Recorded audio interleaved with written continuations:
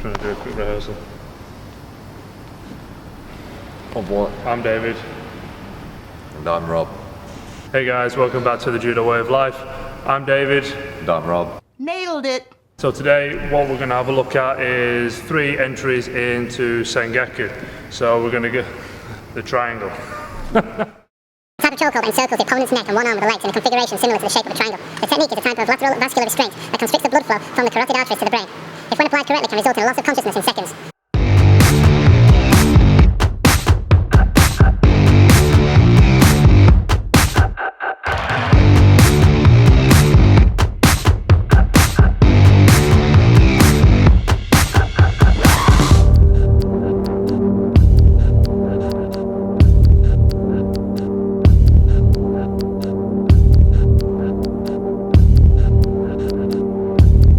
So it turns out we forgot to turn the microphone on whilst we were recording, so you all get treated to this wonderful little voiceover narration by myself. Now, the first style we're going to look at is from when your opponent's in the turtle position, and we're attacking from the head. Now, as you can see, I'm tucking my leg underneath the armpit. I'm with my heel and the knee of my other leg, so in this case my left heel and my right knee, I'm trying to bring them as close together as possible. My left arm's going on the belt, and I'm taking hold of Rob's sleeve, which you'll see in a minute, and I'm going to sit back towards the diagonal, and then I'm trying to make sure that I catch Rob's arm with my top leg, so in this case my right leg.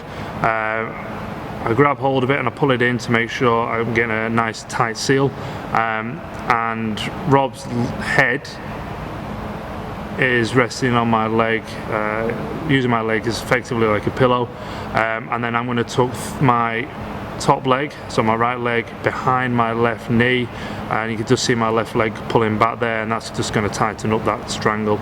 You can also tie the arm up. So I'm using the belt here, but you can use a skirt or just whatever's lying around. And you got the arm bar, and then you sit up and also take the osakomi. So once more from this side, I'm tucking my left leg in and I'm kicking my right knee in nice and close. I want to be forceful while I'm doing this. I'm not trying to be nice. Slam it right in, bringing my knee and my heel as close together as possible. Bring my opponent over, and as you can see, better angle from this, where you can see Rob's head is just resting on my lower leg like a pillow, and I'm bringing my top leg right over and squeezing.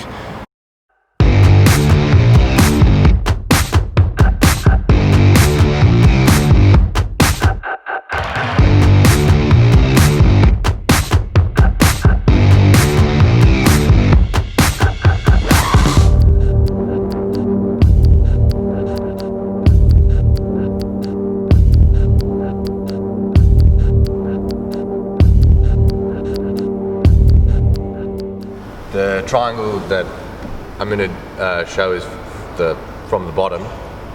I don't know how often this would come up in judo, doing it from a guard position, but I'm going to show you anyway. So Dave, he's in.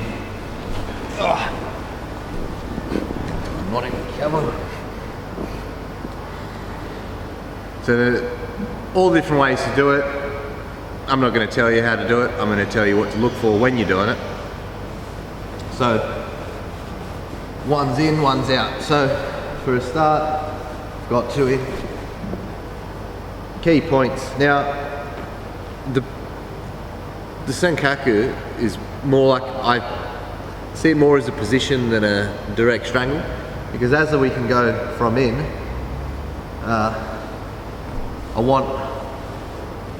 I want that cross, right? But sometimes people don't tap from that, and you still have the arm bar, and you can still do a few other things from there. But the thing that we need to remember is that when we're reaching down, we're not grabbing our foot and trying to lock it down with our foot, is that we grab our shin instead. Makes the space more, and you can hurt yourself when you start to pull down on your foot, so that's why you grab the shin. The next thing is when this leg comes over, it replaces there, and so we can get the strangle. Right, so I sit down, and Dave goes out. So that's the basic, like the bread and butter for that's what the triangle is. But what it always seems to turn into is something else. You know, we'll find ourselves, we'll be in, and we'll be resting. And I've ended up here. Dave knows he doesn't want to get that leg across. When his arms across, I actually can't. I struggle because I've got short little legs. Can't get that across. So what I do is I lock off and hold. Lock off and hold from here. Get this arm going for Udagarami. We can go for straight armbar.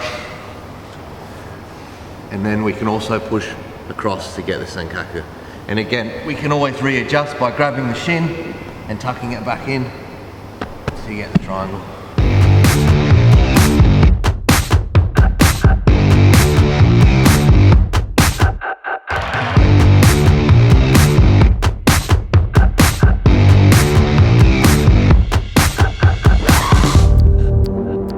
So this time we're going to look at doing the turnover into the Sankaku from a different position. So our opponent's going to be lying flat this time. The position we're going to take, we're going to get on top of and we're going to be going forwards.